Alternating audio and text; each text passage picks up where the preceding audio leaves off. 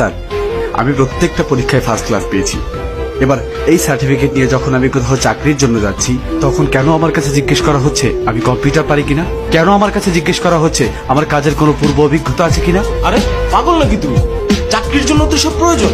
তোমাকে কম্পিউটার জানতে হবে, কাজের অভিজ্ঞতা থাকতে হবে, এক কথায় তোমাকে যোগ্য হতে হবে। তাহলে বেতন কি তোমার চেহারা দেখে দিবে? যদি চাকরি করতে এগুলো লাগবে, তবে স্কুল কলেজে আমাকে বাস্তবমুখী না করে তুলে আমাকে কম্পিউটার না শিক্ষা দিয়ে কেন শেখানো হচ্ছে? নবাব সিরাজউদ্দৌলা কবে মারা গিয়েছিল?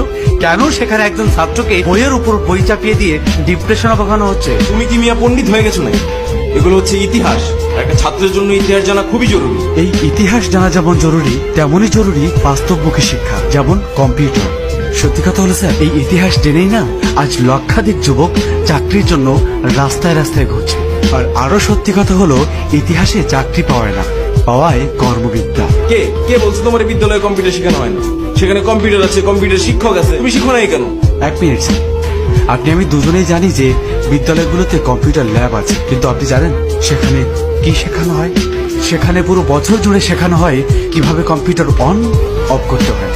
আর নিজে থেকে নতুন কিছু শিখতে গেলে বলা হয় কম্পিউটার হ্যাং হয়ে যাবে। স্যার, সেই যে হ্যাং হলাম না, এখনো ছাড়াতে পারি। আসল কথা হলো, সেখানে যা শেখানো হয় আর চাকরিতে যা চাওয়া হয়, দুইটা সম্পূর্ণ দুই রকম। তাহলে তুমি কোনো বাইরের কম্পিউটার ট্রেনিং সেন্টার থেকে ট্রেনিং নাও। স্কিল ডেভেলপমেন্ট ইনস্টিটিউট আছে, সেখান থেকে স্কিল ডেভেলপ করে নাও। তুমি জানো না, হাতের কাজ জানা থাকলে ভাতের অভাব হয় না। তাহলে স্যার, এই যে 18 বছর ধরে আমি মাস্টার্স কমপ্লিট করলাম, তার ভ্যালুটা কি? এই যে সার্টিফিকেট গুলো আমি অর্জন করলাম, এটা কি বাসার দেওয়ালে টানিয়ে রাখার জন্য নাকি চাকরির জন্য? যদি চাকরির জন্য হয়, তাহলে আমাকে কেন চাকরির মতো করে শিক্ষা দেওয়া হলো না? কেন আমার স্টাডি পিরিয়ড চলাকালীন আমাকে কর্মশালার মাধ্যমে চাকরির অভিজ্ঞতা দেওয়া হলো না? আমার শিক্ষায় কেন কর্মমুখী দিক নেই স্যার? শোনো বাবা, এখন সৃজনশীল হয়েছে, পাশের হার বাড়ছে, শিক্ষাঙ্গন এখন অনেক এগিয়ে গেছে। তুমি চাকরি পাও নাই বলে যে অন্যেরা চাকরি পাবে না তা কিন্তু না। অন্যেরা এখন যোগ্যতা পাচ্ছে। স্যার, কর্মক্ষেত্রে গেলে সেখানে একটা কাজের ধারণা দিয়ে 4 ভাগে করতে বলা হয় না, যেমনটা আপনার সৃজনশীলে করাচ্ছেন।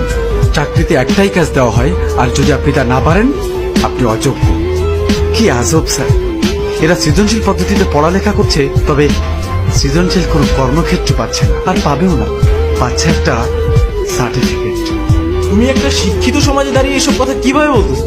তুমি কি বলতে চাও, এখন শতভাগ শিক্ষার কোনো দাম নেই? শিক্ষাঙ্গন এখন বিজনেস কোম্পানি স্যার, আর স্টুডেন্ট হলো প্রোডাক্ট। প্রত্যেক বছর এই কোম্পানি থেকে কয়েক লাখ এ প্লাস ব্র্যান্ডের প্রোডাক্ট বাজারজাত করা হচ্ছে। দুঃখের বিষয় স্যার, এখানে কোনো জ্ঞানী গুণী মানুষ বের হচ্ছে না। এদেরকে জাস্ট প্রেশার ক্রিয়েট করে মুখস্থ করিয়ে এ প্লাস পাওয়ানো হচ্ছে। আর আপনাদের এই প্রেশার কুকারে পড়ে ছাত্রদের আশা আকাঙ্ক্ষাগুলো বাষ্প হয়ে উড়ে যাচ্ছে, আর সমাজ সিটি মারছে। তুমি জানো পোলাপেনের